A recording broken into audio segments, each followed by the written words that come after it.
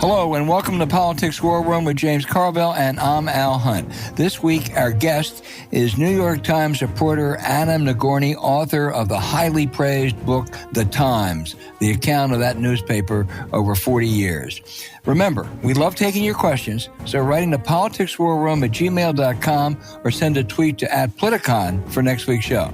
Now, we're going to get to as many as we can, but don't forget to tell us where you're from. Please check out the links to our sponsors, The Washington Post, Henson Shaving, and ExpressVPN in our episode show notes. We thank you for supporting these sponsors because it really makes this podcast happen. Please tell your friends about us and remind them to subscribe on Apple Podcasts, Spotify, or wherever you get your podcast. James, if there was any doubt, this week demonstrated the Republican Party is unfit to govern. They killed a bipartisan immigration bill that gave conservatives much of what they've been clamoring for the last couple of years and provided Ukraine vital assistance under orders from Commandant Trump. Then Louisiana's own Speaker Mike Johnson proved that he couldn't count and failed an indefensibly stupid effort to impeach Homeland Security Secretary Alejandro Mayorkas. The grounds, of course, were purely political. And then he tried to get too cute and end run a separate, simple aid to Israel. He lost then, too. And Johnson, by the way, also cut ties with those who are running his fundraising PAC. Why? Commandant Trump told him to. The GOP's dear leader also, this keeps going, Deep Sixth RNC chair McDaniel, who apparently wasn't sufficiently sycophantic. That was a big surprise to anyone who's listened to her. And the biggest enchilada was the unanimous and decisive decision of the U.S. Court of Appeals panel, including a Republican judge, that Trump is not above the law and not entitled to immunity from criminal prosecution. The judicial panel cleverly limited, actually, Trump's option of stretching out the case by appealing to the full appeals court, so it goes directly to the U.S. Supreme Court. That will be the ultimate test of just how political that high court is. This case really is quite easy. Read the New York Times annotation of the key points of this, and you'll see that's the case. James? Yeah, I mean, that you put a guy in that has almost negligible legislative experience. He was a kind of backbencher Republican sycophant for Bob Agenda in the Louisiana legislature. He was picked because they couldn't find anybody else. And this little prom date did not turn out very well for him. And I don't know if he could have been Nancy Pelosi or James G. Blaine or Sam Rayburn and done anything about margins like this and Trump dominating everything. But he's just another fool who Trump has exposed. I don't think Trump is, I think he's happy about it. Honestly, I do. But this guy was never going to succeed, even if he would have been 50 times as savvy and clever as he is. It's an impossible job.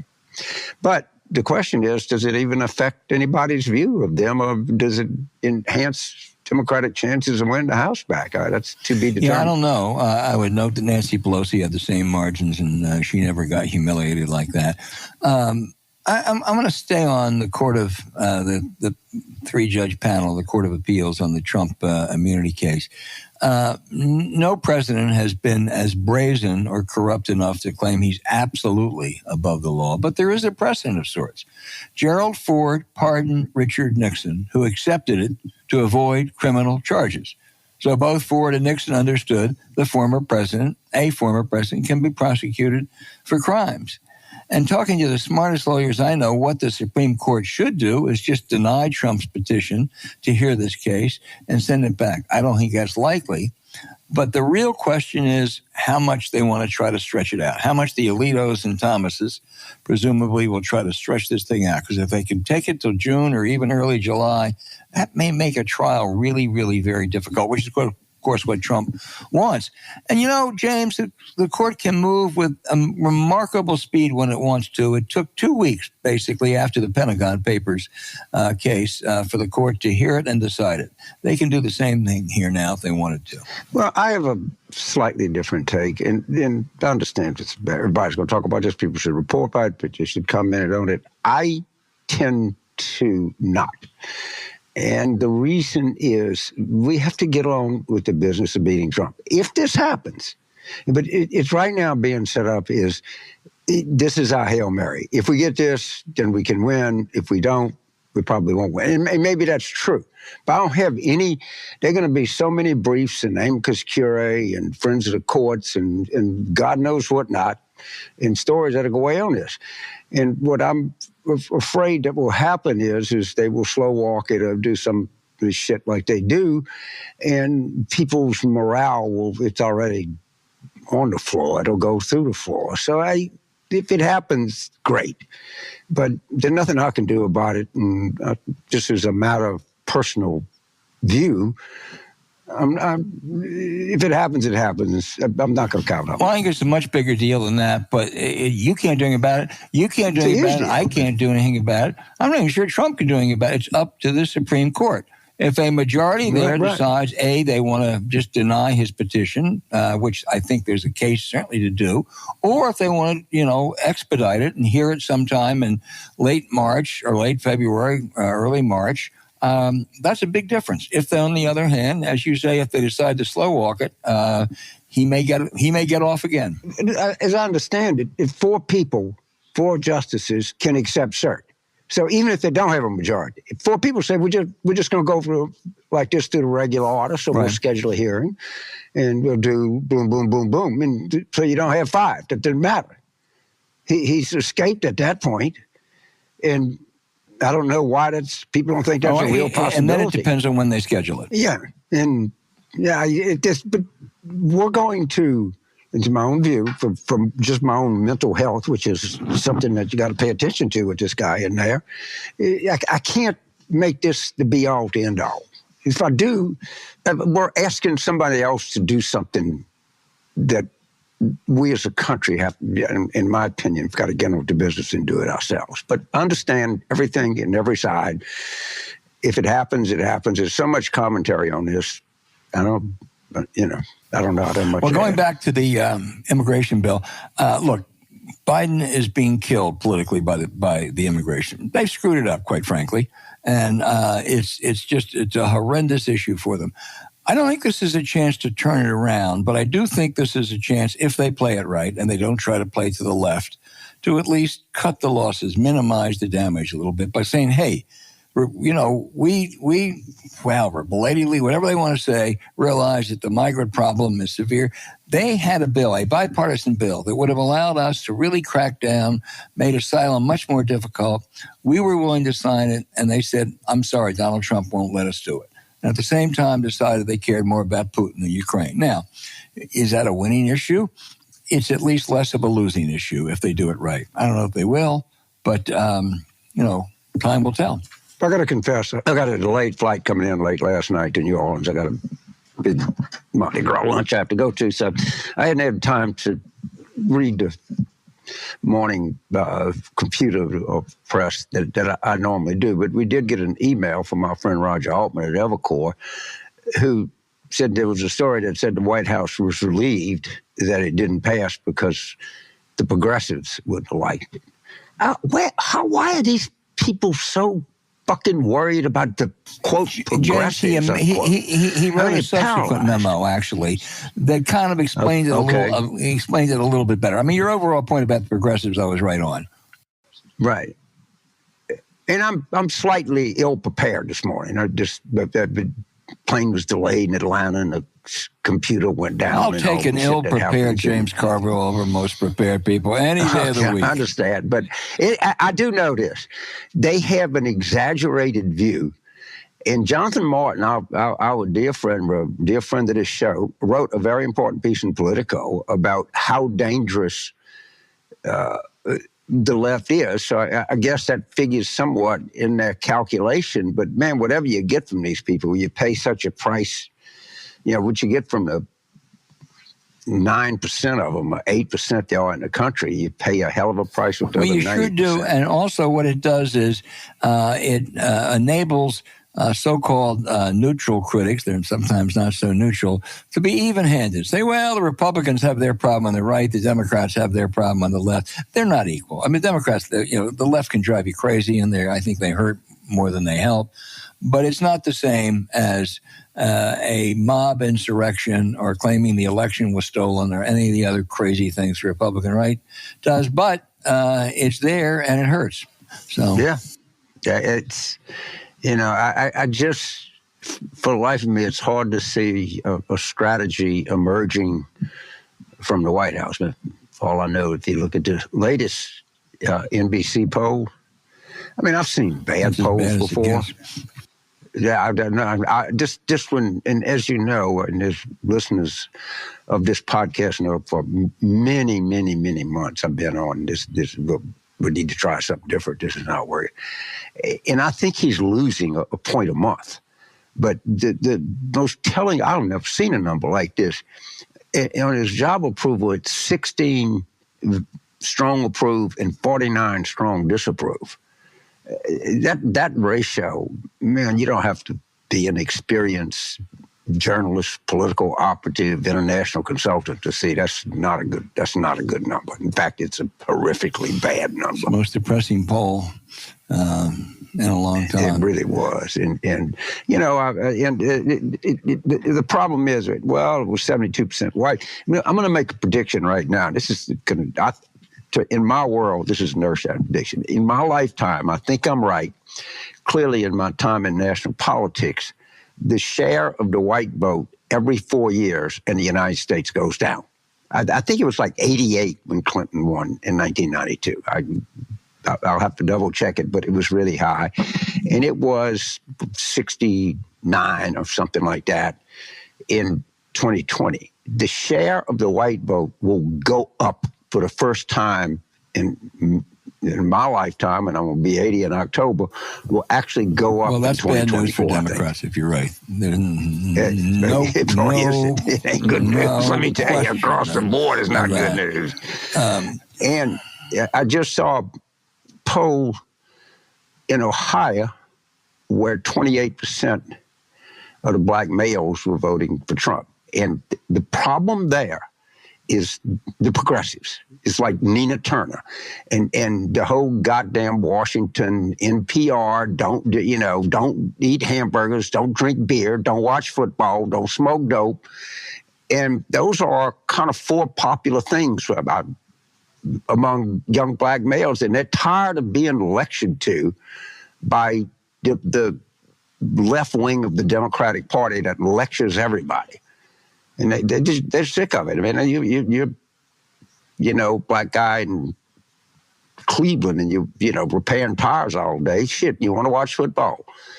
You don't want somebody telling you to eat your vegetables and you should be watching gymnastics. That's not okay. Don't eat your vegetables and watch the Super Bowl on Sunday. We ain't gonna preach to you about drinking figure beer. out something to come back. All right.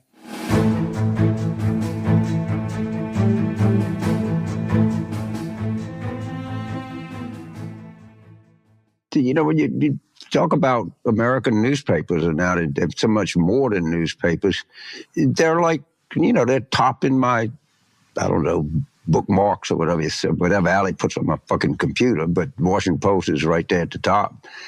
And some of the people they have are really, really insightful. And I find it indispensable, actually. Well, I do too. And I've been a Washingtonian for over half a century, so I start every morning reading the Washington Post.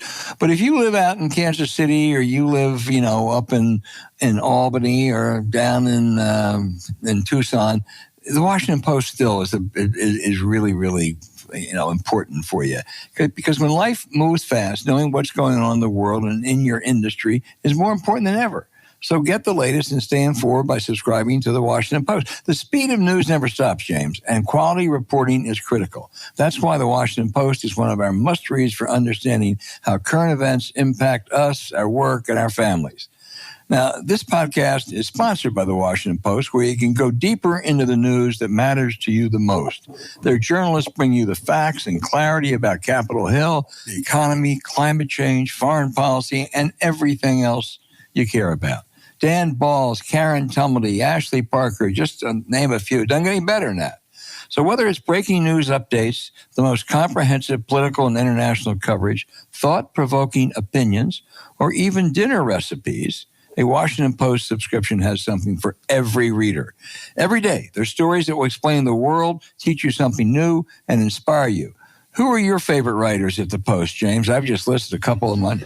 I'll tell you what, you're more on the journalism side. I'm a little bit more on the opinion side. The guy that have read every time he's written anything since, I guess, the late 80s is E.J. Dionne. And E.J.'s a little bit of a, he's ethnic Catholic, from Massachusetts, but he writes with passion and clarity about a lot of issues I care about. He's been around a long time. I find his stuff immensely informative. I actually disagree with him on a lot, but George Wilkins still, he sure can put a sentence together.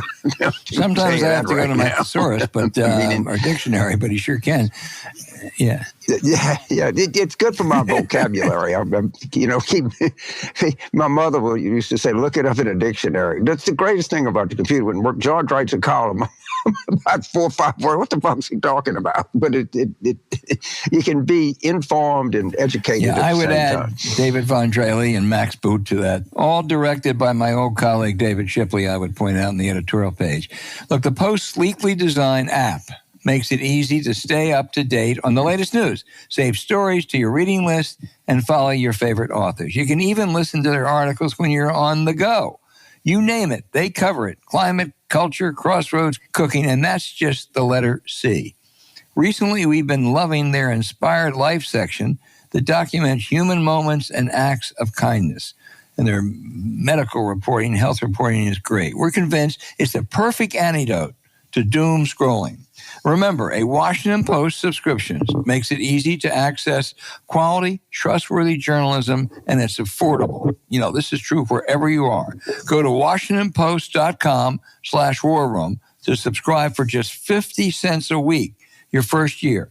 That's 80% better than their typical offer. So this is truly a steal. Once again, that's WashingtonPost.com/War Room to subscribe for just 50 cents a week for your first year. You also can find the link to great journalism in our show notes.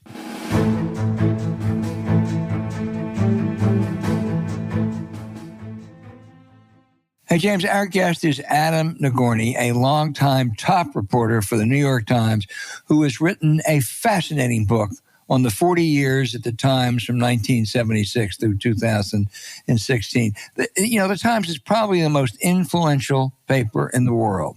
And Adam tracks it through scandal, through extraordinary journalism, vicious infighting, and the transformation to the digital age that saved the paper. Adam, I loved reading the book, and I think it would be fascinating even for those not in the business. Two larger-than-life figures, Abe Rosenthal and Hal Raines, both executive editors of the New York Times, both brilliant journalists, but bullies who, while directing journalistic excellence, intimidated and alienated much of their staff. Tell us about them. Yeah, first of all, thanks for having me on the show. They are different eras, but in some ways similar. I mean, I think they had very strong ideas about what the newspaper should look like. They had strong standards, breaking stories, being on top of the news, being ahead of the news.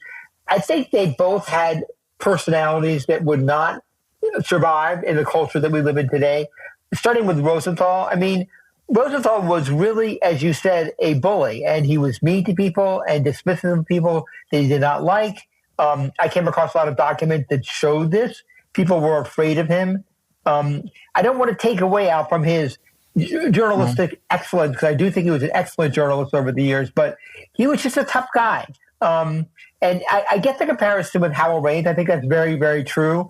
Howell also, I think, was very demanding and did not put up with fools and definitely had his favorites, I think normally based on quality or what he perceived as quality. But again, he could be dismissive of people and include some people, not others. And as you can read in the book, he eventually was forced to leave the paper because of that. Well, Hal, I knew Hal pretty well, and he, as you say, he's a brilliant journalist. But if you look at that legacy, it's going to be best remembered less for the great coverage of 9/11 than for the scandals involving Judy Miller, whose fake stories played a role in leading America to a disastrous Iraq war. Yep. Terrible consequences, and Jason Blair, a fabulist, whose prominent assignments and stories, he made up. These weren't medium-sized mistakes; these were massive disgraces. I mean, I think it's disqualifying in the end. And what's sort of tragic about it, if I may, is that Hal Raines was an extraordinary journalist. He was a great writer. He wrote great stories. I think he had a really strong news sense. He had a vision of where he thought the paper should go. But those are, as I said, disqualifying episodes. Jason Blair and Judy Miller, I think they brought a lot of tarnish on the paper. I think the paper hasn't quite gotten past either one of them, frankly. And, when they sort of cropped up, Hal Raines had to go. So I do think it was, ultimately, I hate to say it, a failed editorship with someone who came in there with the highest of ambitions and standards. And of the support of the publisher, young Sulzberger. Absolutely. Then young Sulzberger, no longer young. On the other side, you do some of the coverage was extraordinary. The coverage of 9/11 on their turf was extraordinary. Some of the revelations about foreign governments spying illicitly on American citizens. Much of its foreign coverage. It was as good as anyone, if not better, and there's just extraordinary talent at that place. I mean, I think that's what made it such an interesting book to write about, an interesting topic to take on. There is an extraordinary amount of talent, and I think that overall the coverage by the paper over the decades has been just exceptional. It's just great, as you said. But it's still with highly flawed people. And I think that for the most part, they are dedicated to making the New York Times as good as possible, but they make mistakes and they have egos and they just screw stuff up. And the paper succeeds, I would argue, despite the occasional, I don't want to use the word foibles because it suggests these aren't minor flaws, but despite the flaws of some of its players. And I think that's what makes it such an interesting place to write about, that it just keeps on succeeding and growing, even in the midst of all these mistakes and stumbles over the years. It sure does. James? So Adam, first of all, in terms of Hal, I'm reading or read his book on the Union Regiment from Alabama, and it's richly resourced, well written. Yep. And I'm a little bit identify with that because I'm Louisianan, and my great-grandfather, great-grandfather was also in the Union Army and was a Republican member of the Louisiana legislature. So I'm fascinated by the question of pro-union people in the southern United States. But to go back to, I'll talk about this.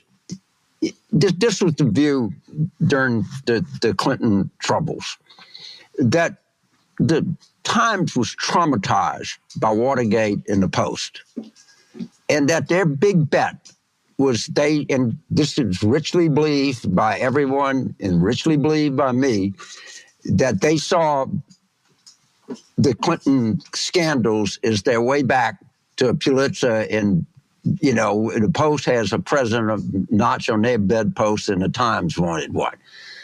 Do you think we're crazy?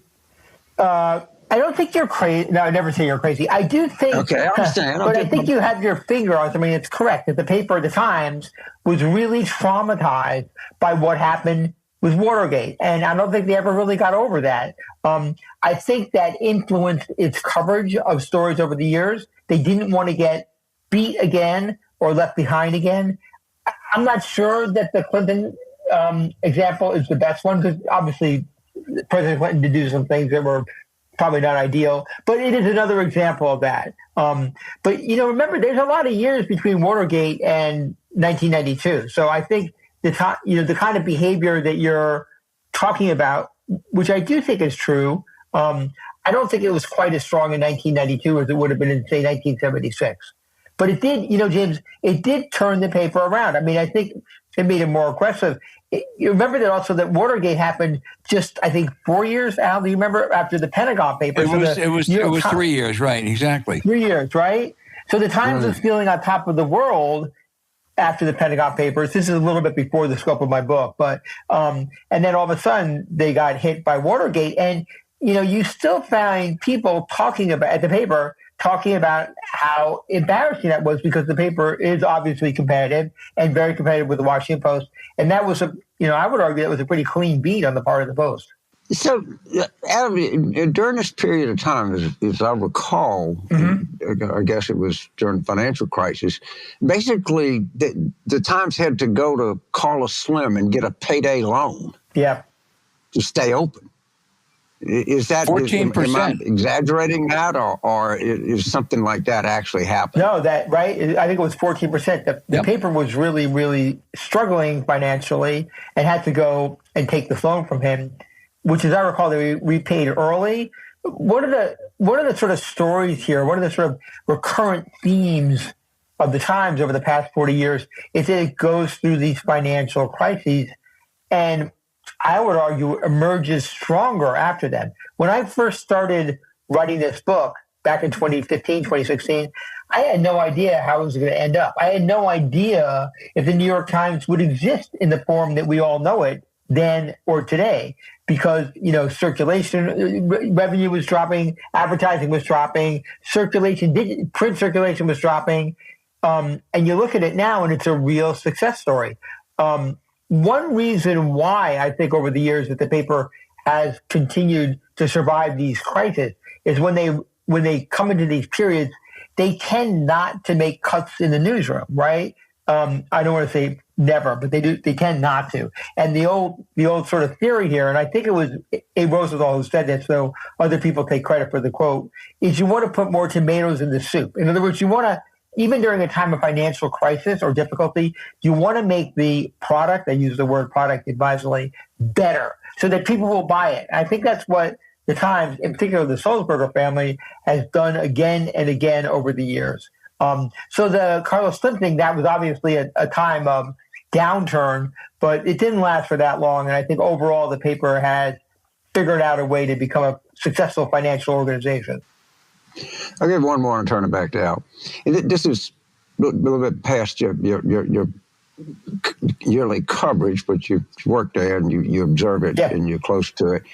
And, the whole James Bennet fiasco, and I believe this to be true. This is not supposition, that left-leaning people in the Times exert a whole lot of influence on what gets covered and not covered.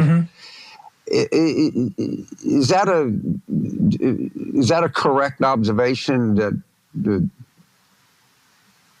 I think that one of the struggles that the paper has always gone through, you see it with A. Rosenthal dealing with what he thought were leftist journalists covering the 1968 Democratic Convention, through now, is that newsrooms tend to be younger and more liberal. And that can influence what is covered or how it's covered. I think the big sort of struggle that the publisher now and the executive editor have now is to balance off these forces, to try to remain true to what people see as the New York Times mission. I'm not going to use the word objective, but you know what I mean by that. And, I understand. Right, and still accomplish that. And I think that including the event involving James Bennet, right, I think this is a period of turmoil. And I think that the next book, whoever does it, and it won't be me, I don't think, unless one of you guys want to do it, will have to deal with how A.G. Sulzberger and Joe Collins sort of deal with these countervailing forces. I'm a little reluctant to draw judgment when we're right in the middle of it. My sense is that the fever has lessened a little bit since when James got forced out because of, as you said, an uprising from some liberal members of the news organization. But it still exists, and I think, it's part of this newspaper and every media organization dealing with covering the world in the age of Trump. It's a polarizing and difficult time. So I don't mean to not answer your question, but I think we don't really quite know the answer. I thought it was about as good. Yeah. Good is good. No, Albert? Let me say with the Bennet thing, I think that James Bennet, that column that he published by Arkansas Senator Tom Cotton, there were a couple of flaws in it. It was certainly defensible to run it. It was outrageous that he got fired for that. I mean, that was just simply outrageous. Now, he then wrote a really long piece in The Economist about the Times. Atlantic, right? I thought it was in The Economist. Oh, maybe you're right. I apologize. No, I'm thinking of outrage. It doesn't matter, but let me give you my take on that, and then you know a lot more than I do. I thought he made some good points, but I had some real problems. Number one, he conflated the editorial page with the news pages. The publisher can put whatever the hell he wants in the editorial page. If he wants to have it all left-wing or all right-wing, I mean, the Times, whatever flaws it has more diversity in its editorial page than, say, the Wall Street Journal does. So I don't conflate the two. And I think he's right that when it comes to stories about culture and things of that sort, gays, the Times is very left-wing, very woke. But what I know a little bit about, which is Washington coverage, and I think that whether it's Maggie Haberman or Carl Hulse or Jim Tankersley or any number, David, I think they're terrific reporters. I don't see a woke element there. So I think it's not as easy as Bennet describes it, although I think it's clear in cultural coverage. Yeah, I mean, that's what I was saying before, that I think we're in the middle of this, so it's hard to sort of figure out where it's going and exactly where we are. But Al, your examples out of the Washington Bureau, I think, are exactly right. I think the coverage out of the Washington Bureau is really extraordinarily and really straight down the middle. And I'm not going to say that from day to day that you don't see sort of examples of woke influence coverage, right? Of course you do. But I do think that overall the paper is working this stuff through. I found James' essay really compelling. The only question I had about it is whether it's possible to draw the kind of long-term conclusions that he did. In other words, to say that what happened at that moment reflects a redefining of the New York Times and how it deals with these kind of forces. Maybe. I just don't think we know. And I think you're right about being careful not to conflate the editorial pages, or I guess they call it the opinion pages now, right? Right. With the news pages, it's the publisher's paper, right? I mean, that's the bottom line. Like A.G. Sulzberger, before him Arthur Sulzberger, before him Punch Sulzberger, they could do whatever the heck they want to do, right? The thing is, did they influence it? Did they, I don't want to say meddle because it's still their paper, but did they get involved with the news coverage? And from my research, for the most part, with some exceptions, for the most part, they did not. I agree. That's different. Right. Yeah, that's different, right? That's different. But at the end of the day, sorry. No, I was going to say, when we talked about the great Washington coverage, some of those great investigative reporters, I mean, Charlie Savage and Mark Mazzetti, I mean, that is really a talented group of people. So I know, and I don't know that they know what woke is. But, I think that's right. You mentioned the Sulzbergers. And I'm primarily thinking that the two Sulzbergers in your era was Punch Sulzberger, who was sort of a larger-than-life figure, mainstay of New York society and the journalism business, and then his goofy kid, Pinch, as they called him at the time, took over. But he was pretty prescient. I mean, over 20 years ago, he said against his father's wishes, we have to turn to digital. And man, that saved the paper, Adam. Yeah, I completely agree with you. When I started this book, a friend of mine said to me, you were going to have to deal with the legacy of Arthur Sulzberger Jr. And because of his sort of personal effect, as you said, but also because he had to get rid of 2 executive editors, right? That's pretty big mistakes, right? Howell Raines and Jill Abramson. But I think at the end of the day, when I finished the book, in my opinion, Arthur Sulzberger Jr. is kind of a hero, right? He saved the paper. He was, even as a young man, he was very forward-looking about how the world was going digital. And I think there are 2 reasons for this, which I write about in the book. One is he's a former wire service guy, right? So, like, he didn't have the kind of adherence that you and I might have to the idea of write a story, file it at 4 o'clock, it'll appear at 7 the next morning. Right. He's like, write a story and it posts, which is basically what we do now. But the other thing is, and I'm not being flip, he's a Star Trek fan. So he would talk about, even 30 years ago, I don't care if we have to beam this information into their heads, our readers' heads, we're going to get it to them. And I think he did a really good job of sort of setting the lodestar. I think that's the right cliche, right? Of where the paper should be going. And finally, he was the one ultimately that made the decision about doing the second paywall, right? And it could have failed. It did not. And I think if it failed, it would have been on his shoulders. He would have ruined the New York Times or whatever. But I think the fact that it's such a success and that, I think the paper's up to 10.5 million digital subscribers now. Unbelievable. He deserves to do unbelievable, right? A victory lap on that. So I agree with that. He was a complicated figure to write about for the reasons you said, but I walked away from that having immense respect for him and what he accomplished. Well, this is a personal side. You don't have to comment on it. Jo Abrams is one of my dearest friends. I think she had her flaws for sure, but she was a brilliant editor, and I think she got screwed. But that's my personal observation. Mm-hmm. But, I mean, the infighting at the New York Times makes politics look tame sometimes by comparison. I mean, for all of its greatness, there was so much pettiness, so much ego, so much knife stabbing. Man, it doesn't sound like a very pleasant place to work, Adam. I mean, I think that's true. I think that's always the case when you put a lot of really talented, ambitious, insecure, dare I say, people in a room, which is often a zero-sum kind of atmosphere. And it can be really difficult, right? I think that's particularly the case with editors. I never wanted to become an editor. If you look at editors, it's really up and out. And we've seen really extraordinarily talented journalists, as you said, who've been forced out of the paper just because of that's the way the world works. But it's, it's really, really complicated. It's really competitive and complicated. And I think a large reason for that is there are layers and layers of redundancies of talent in the New York Times. And I would guess that other places do, Wall Street Journal, Washington Post, at least until the past couple of years, I would say. I'm not sure anymore.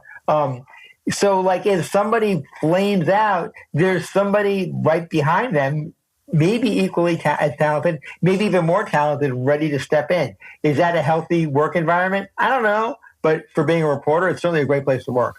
Well, when I was at the Wall Street Journal, I named a new editor, and I suggested he have lunch with David Rogers, a brilliant reporter who was who could be difficult. And he went and asked him, and Rogers looked at him and said, "I don't eat with editors," which I think is a view that more than a few reporters have. Let me do one final thing, and I'll turn it back to James. Did you get any blowback? I mean, you really were you did a terrific reporting job. There were things that all kinds of people, Sulzberger and Raines and everybody else must have cringed. Did you get any blowback? Nothing major. Let me tell you why. I'll tell you what the less major stuff was in a second. I think part of it is my feeling on a book like this is you only get to do it once, right? And my publisher basically said, take the time you need. I had a fact checker. I checked stuff again and again. I ran stuff past people, right? Which I would never do in a newspaper story, but I ran sections past people to make sure I had it right. I didn't want people to be surprised. So I was really nervous, the way I'm nervous when I, file the difficult story, that there would be blowback. There was nothing that I consider serious or devastating, no corrections, except for really minor stuff. One of the executive editors who was not Joe, someone else, who said he was overall okay with the way he was covered, had two criticisms, which I'll share with you. One I agree with, one I don't. One is he thought I should have written about WikiLeaks and how that sort of changed the New York Times culture, that the New York Times is working with an outside organization to cover stuff. And I was like, oh, yeah, that's a really good point. I wish I had thought of that. The other was he said that he thought that I didn't quite get across the joy of working at the New York Times on big stories. And I think I did when you read I use the word joy in this context. When you read the chapters on September 11, when you read the chapters on the explosion of the Challenger, I think I get across why it is that people want to work at the Times and why it becomes a mission bigger to themselves. That it's not just all infighting and who's up and who's down, blah, blah, blah, but it's also the paper is covering really important things and I think is generally dedicated, and I'm not saying they're good to get it right all the time, but dedicated to getting it right. And I think that's really important. I think you captured that. James? So, Adam, Harvard University did a report during 2016 campaign. The New York Times wrote more stories about Hillary's emails than Trump's business practices. Does anybody at the time said, maybe we got disoriented here, and we were covering the wrong thing too much. I think that if you talk to Dean Baquet, who's the executive editor at the time, who I bet you have talked to. And I'm going to see him in March, and trust me, I'll bring it up. Okay. I think I'm going to see you there too at the book festival, right? Yeah, good. So, I think if you go back and look, there was a lot of coverage of the emails, right? You and I can argue about whether that was a legitimate story or not. Whatever. I don't think there's much argument now, but go ahead. But there was one day when there were 3 front page above the fold, or there was top of the page stories when Comey reopened the investigation. It's hard to look back at that and say it deserves 3 stories. I think that the paper came under a lot of criticism for that, and I think kind of correctly. I write about that a bit in the book, but I think more and more there's a real legacy to that. Well, okay, so, save me a place on your dance card for the book festival. Yeah. So I guess one of there's 2, I don't know, we call them Louisiana defunct moments. One of them was involved James Bennet, where, my understanding that the editor did not want to fire him, but somebody said that they felt unsafe in a newsroom with James Bennet, as if James Bennet would be a threat. Right. It's almost, that's right up there when Bob Woodward, who I love, is a good friend of mine, said that he was threatened by someone in the Obama White House about some book. I was in my car on Chapatula Street. I had to pull off the street because I was like he's going to get you with that, leaky pen in his top pocket. But 2 people I can assure you, that are no physical danger to anybody is James Bennet and Gene Sperling. I mean, you can't beat that, man. I loved having you on the show. I can't wait to see you in New Orleans. I think this is a terrific book because you can't just cover modern America in the times for whatever it is, and you can call it a lot, and a lot of names would be accurate, but it's just one of the leading quote institutions, unquote, in the United States, and has been for a long time. So congratulations on a really, really important book. I second everything James just said. Just one quick story. I thought Abe Rosenthal died, I think, 2006. Mm-hmm. And probably his greatest accomplishment was the Pentagon Papers. That was the last thing. I think that's right, yeah. And then Spielberg and Tom Hanks and Meryl Streep did a movie about it, and it was focused almost exclusively on the Washington Post. Someone should have checked his tombstone that day because that would have driven him crazy. Can you imagine? I can't even imagine. I had the same thought when I saw it. I can't even imagine it. Thank God he wasn't alive to see that. Adam, you have done, this is a tour de force. It's a great book, whether you're into journalism or not. The Times, all the scandals, all the great journalism, all the infighting. It's fabulous. Adam Nagourney, thank you for being with us. And everybody out there, read this book, The Times. Terrific, man. Congratulations. And I think this is an indispensable book, not just in American journalism, but American history. I really mean that. Thank you for having me on. I really appreciate you having me on, those kind words about the book. That was great. Thank you.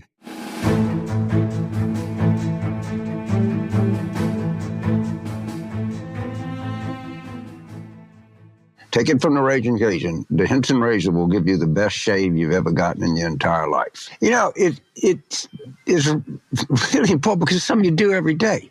I mean, maybe you go on vacation and you're in the Bahamas, and you want to get a Miami Vice look or whatever. You don't shave, but I'd say 365 days in a year, I shave 350 of them. And when you think about it, it's very affordable. B, it's space-age technology, and it just has a difference. After you get a good shave, I love just, feeling my face, how much better it feels. This is a terrific product. That's Henson Shaving product, right? Right. It's Henson Shaving, and it was created by a company that was a NASA contractor. Yeah, so James, you're absolutely right. If you're trying to look good and feel on top of your game, you do need the best razors. So when you meet Henson Shaving is a family-owned, as you said, aerospace parts manufacturer that has made parts for the International Space Station and Mars rover. And now they're bringing precision engineering to your shaving experience. Now think of razor blades like diving boards. The longer the board, the more wobble. The more wobble, the more nicks, cuts, and scrapes. A bad shave isn't a blade problem, it's an extension problem. And you need ultimate precision by using aerospace grade CNC machines. Henson makes metal razors that extend just 0.0013 inches. That's less than the thickness of a human hair. Just think about that. That means a secure and stable blade with a vibration-free shave. Now, we've been around for a long time, and you're never going to get a better shave. That's not all. Henson Shavings Razor has built-in channels to evacuate hair and cream to make clogs impossible. Henson Shaving is about the best razor, not the best razor business. That means no plastics, no subscriptions, no proprietary blades, and no planned obsolescence. Plus, they're affordable. The Henson razor works with standard dual-edged blades to give you that old-school shave with the benefits of new-school tech. And it's only about $3 to $5 per year to replace the blades. We all can use that these days. Henson handles it all. You know, the first shave is going to make you feel 20 years younger, and the decision and durability is unmatched. So it's time to say no to subscriptions and yes to a razor that'll last you a lifetime. Visit hensonshaving.com/PWR to pick the razor for you and use the code PWR, and you'll get 2 years worth of blades free with your razor. Just make sure to add them to your cart. That's 100 free blades when you head to hensonshaving.com/PWR. Use the code PWR. You can also find the link in our show notes.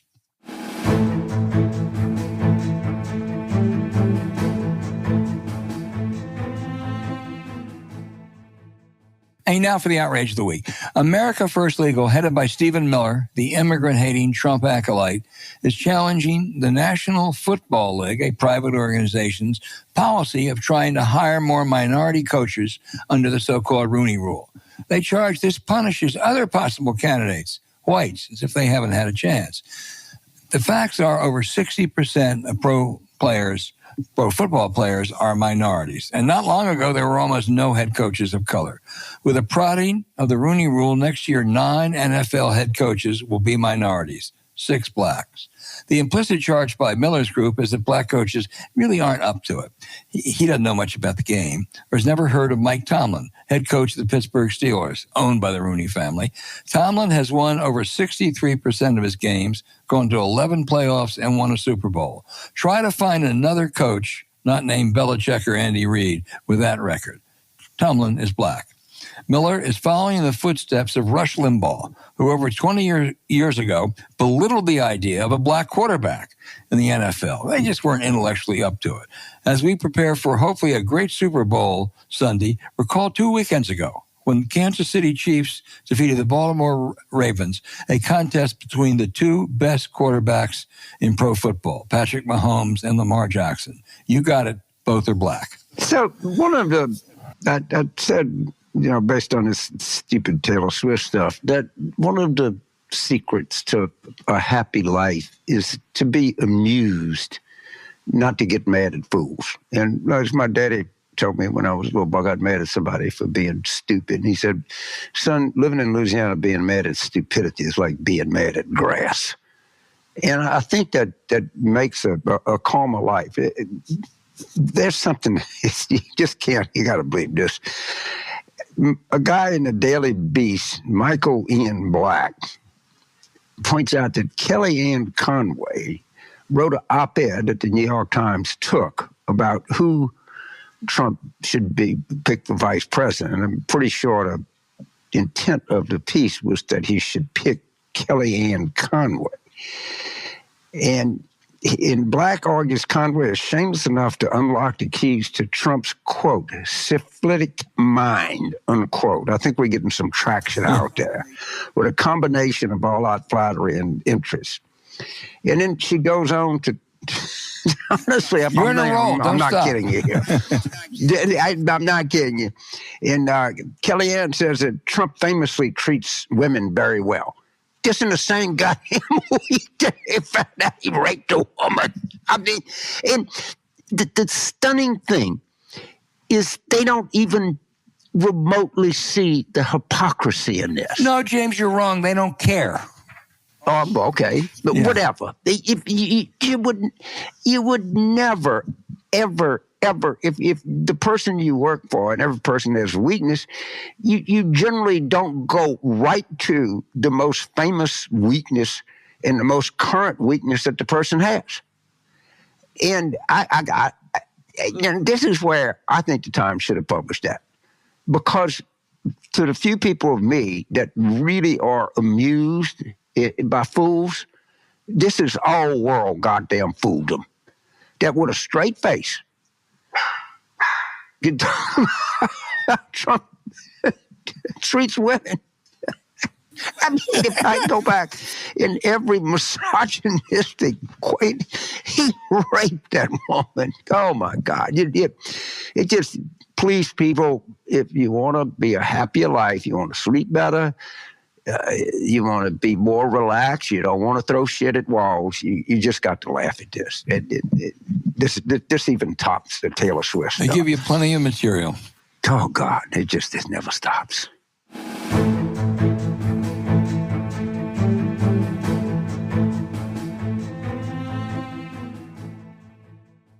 Honestly, there's nothing better than to be protected by ExpressVPN. You think about how many people I know that have been hacked. All right? Literally, I don't want to name names because I don't want anybody to, I don't guess there's some expectation of confidentiality there. But I know more than a few people who've been hacked. And we'll all be. And the truth of the matter is, we're all hacked. Because anytime that you search for, as I've said before, if you search for, best hotels in Rome, they'll flood you with, you'll hear from, the Hassler and, the Bedan and everything in between. So it's important if you don't want to be pestered, but it's really important if you don't want all the stuff that you have on your computer to be known to God knows who, probably the Russians. Yeah. Look, it's really important. It's dangerous online and using the internet without ExpressVPN. It's like driving without car insurance. Don't take the risk. If you didn't know, every time you connect to an unencrypted network, think cafes, hotels, as James mentioned, airports, any hacker on the same network can gain access to your personal data, financial details, and even passwords. For them, it's not even a challenge. A smart 12-year-old can do it. Even worse, your information is worth up to $1,000 on the dark web. That's why we love the peace of mind you get from using ExpressVPN.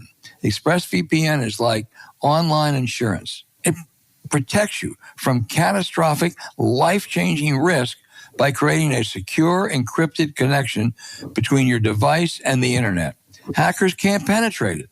And it's so secure it would take a supercomputer over 1 billion years. 1 billion years. We're not even going to be covering campaigns then, James, to get past ExpressVPN's encryption.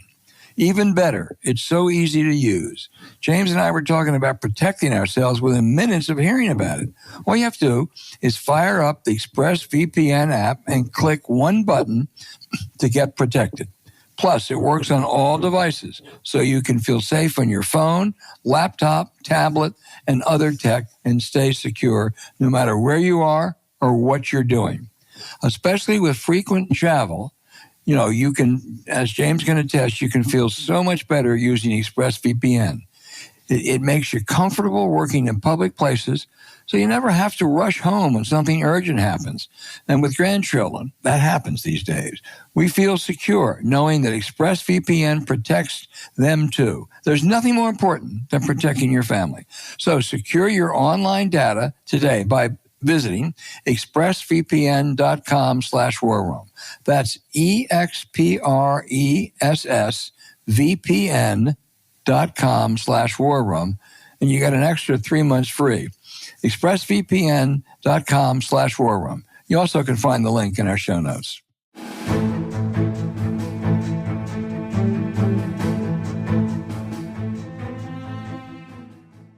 Okay, now for the terrific questions we get every week from our listeners. The hardest job I have is culling them down to 6 or 7. We got 2 about Nikki Haley, James. Nancy in Philadelphia says she has no chance of beating Trump. So what's the real strategy here? She's staying simply as a backup if something happens to him. Why is she doing it? And likewise, we have a question, another question from Casper, from Gina in Casper, Wyoming, who says, isn't it likely that Haley staying in the race is actually helping Trump? If it was wrapped up already, wouldn't he be out of the news? Well, I guess if anyone knew she was still in the race and voted, I think none of the above beat her 2-1. Yeah, but she Nevada. finished second to none of the above. Yeah. I mean, look, do I think would Trump rather see her out? Yes. And I should have. If I come back, is something else. I want to come back as a billionaire Republican donor because this is the stupidest class of people in the United States. I don't know how they made $1 billion, but they keep pumping money into this. There's something really stupid about these people. It's inexplicable, but I think none of the above got 62 and she got 30 or something. But she likes being in the light, so what can you say? Well, here's a question from Mount Pleasant, South Carolina. Chad says, if Trump becomes ill or dies or is jailed, which won't happen, he won't be jailed before the election, but if the others happen up to the day of the inauguration, I assume the RNC would select his replacement. Correct. Who might they select? Mike Johnson, Nikki Haley? I can rule those 2 out right now. Your thoughts, please. I don't know. Let's see who he picks as a running mate. If something happens after that, that might be a candidate. You might want to look to someone like J.D. Vance. You got to look to a Trumper. He dominates the party. And without Trump, it's still a Trump party. And someone has got to be, if they get to that situation, who will be acceptable and actually enthusiastically so to the Trump base. Well, if he wants to, Trump base, if the Republican Party wants to keep the Trump base enthusiastic, why not Stephen Miller? He fits right into him. I mean, talking. Well, he does. I don't. He checks every box, but he checks the biggest one. He's racist. Or how about that Holocaust denier that he had lunch with or dinner with at Mar-a-Lago? Nick Fuentes or something. Yeah. Nick Fuentes. Yeah. And Kanye West. Yeah. I love the Jews that support Trump, and that they don't like what Ilhan Omar says. And Trump is what Nick Fuentes. All right, goddammit, I've had enough. I mean, it's just like, you can't, the secret to life is you can't get mad about this because it'll ruin your life. But I'm going to tell you, it's out and out hilarious. It is. And the most hilarious non-aware people in the world are Jews for Trump. Jesus Christ. Will in Arlington, Virginia, right across the river from me, says, you guys have talked about how important state parties can be. People like Ben Wickler in Wisconsin. A lot of state Republican parties, Arizona, Michigan, Pennsylvania, are broke or in debt or engaged in ferocious infighting. Will that affect the elections in 2024, James? It might. I mean, the Michigan Republican Party is disintegrated. It looks like Arizona is the same. And we have some strong ones. One of the things that we'll try to do is maybe get Ben on, or, maybe have a show with several party chairs. Because, most people come up to me and they want to help, they want to do something, but they can't leave. Maybe they have programs where people can do call-ins or write postcards or something. But we should explore. We should. Maybe have Ben in the Virginia State Chair. That'd be two great guests. Yeah. All right. Jake in Whidbey Island, Washington, asked, that's Bob Mary's territory, why are so many Democratic pundits confused by the fact that Trump's malfeasance is not reflected in the polls? The Trump right has successfully created a propaganda media ecosystem that doesn't allow facts to penetrate. penetrate. Am I wrong? Jake, you're actually onto something. And here's the difference. The mainstream media is larger, but the mainstream media says, well, it's not totally on the one hand, on the other hand, but if they criticize one, they want to sort of criticize the other. You know something? The Trump media, Fox News, they have no such inhibitions. They are just into propaganda all the time. And, and it works. It really does. And I know people who wonder seriously, who were involved in the Nixon impeachment, they doubt it could have happened if Fox News had been around back then. Yeah, and the other thing is, and of course I'm very big on this, the mainstream media, I guess, that's whatever we are, it normalizes this. I mean, like, okay, so they published the Kellyanne Conway op-ed. I don't know. It's like normal to take to the paper and talk about how great Trump is to women. And there's no editor's note to say that within 72 hours of this, he was decided that he raped someone. I mean, there's no way that I could go on a conservative site and talk about how Bill Clinton was an icon of what a pristine story book marriage was. But that's what she did. Right? And it's so normal. Well, you pick a woman, and these are the strengths, and these are the weaknesses, and you pick up, and these are the strengths, and these are the weaknesses. And, what's really undervalued is just this tremendous way, his unbelievable respect for women. I mean, anybody's ever heard him talk, blood coming out of her eyes, and hag, and I mean, I don't want to go through the whole thing, but therein, our friend, that's the problem. When you with a straight face, and we gave her space. She told us what she thought, and we're very open, and that's great. And I think you should have different points of view. But just when it's like, come on.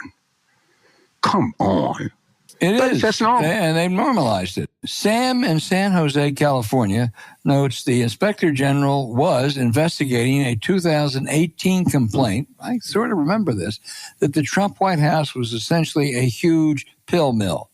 Why hasn't the media picked up on this? I'm outraged. Why aren't the Democrats picking up on this? And to quote the great Carville, they should be picking up on this like, quote, humping this like a young dog on an old furniture, end quote. Yay, Sam.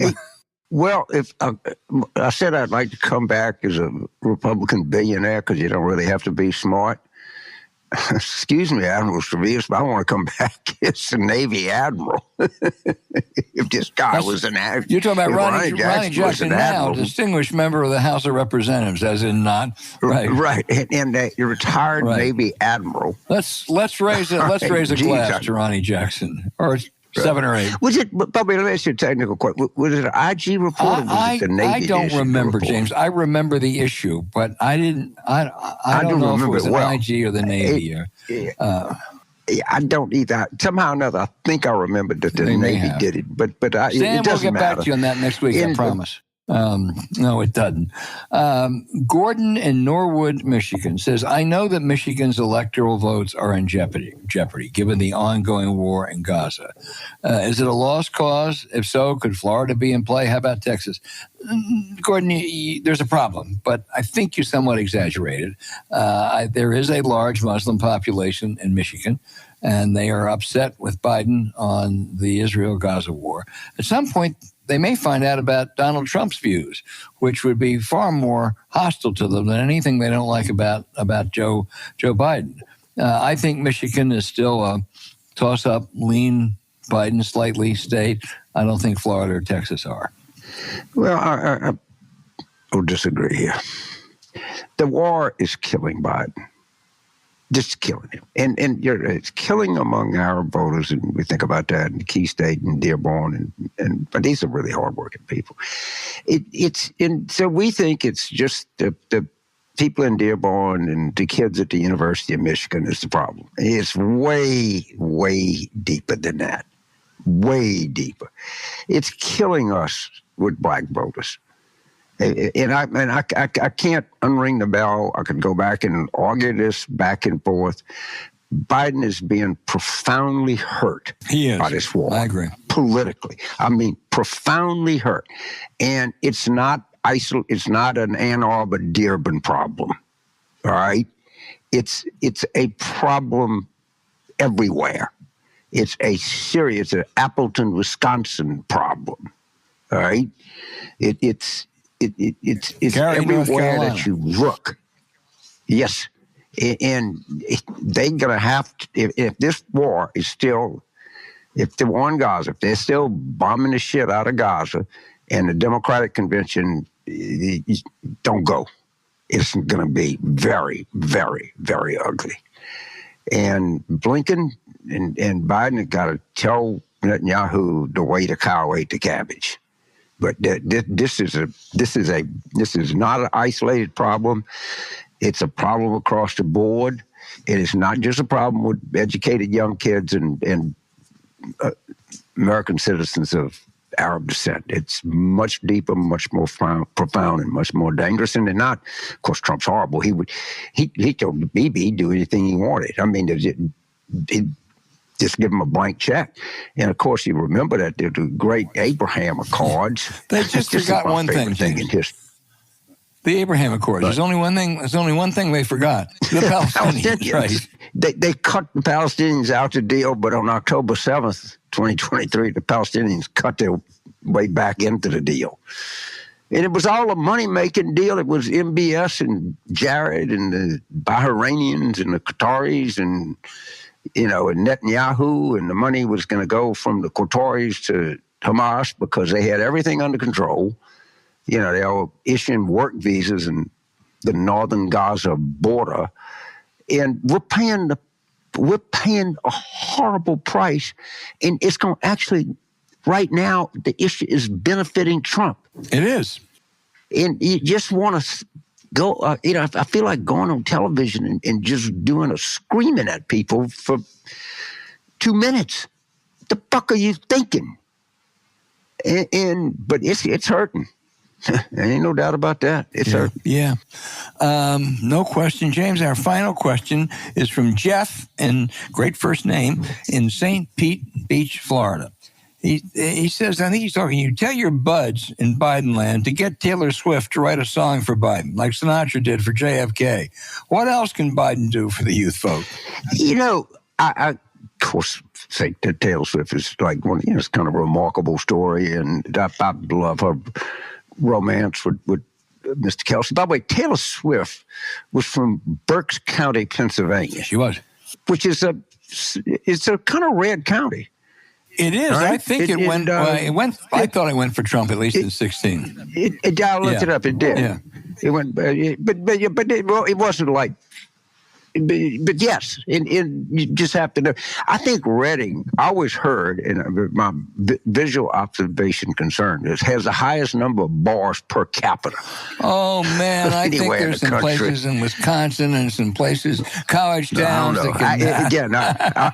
I'm not going to argue, but that was part of the mythology. We got to do research on that, James. Yeah. No, we should. Bars per capita. Maybe on-site research, right.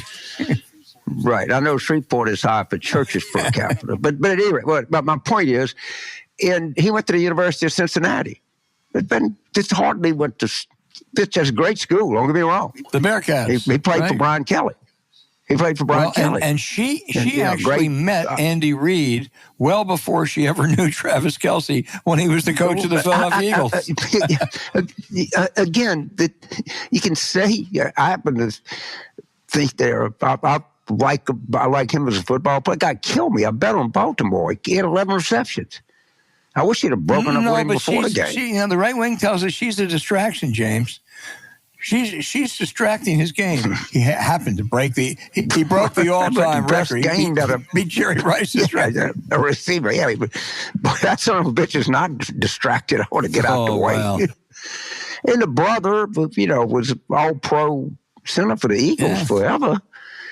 And it seemed like a really nice family, and I don't get it, but the University of Cincinnati is now the top of the elite, snobby people.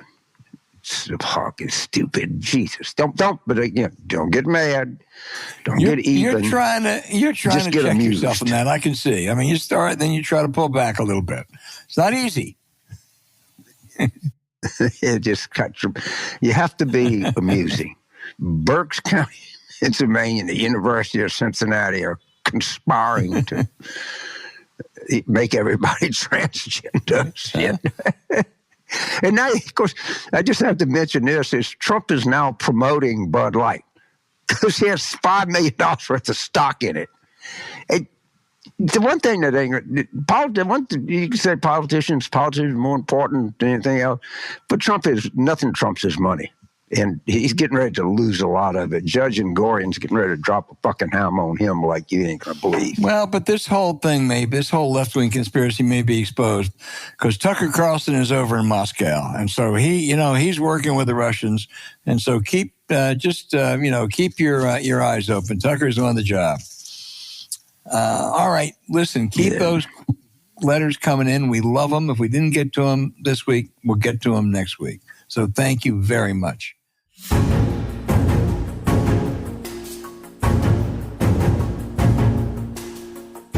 Hey, thanks for listening to Politics War Room with James Carville, and I'm Al Hunt.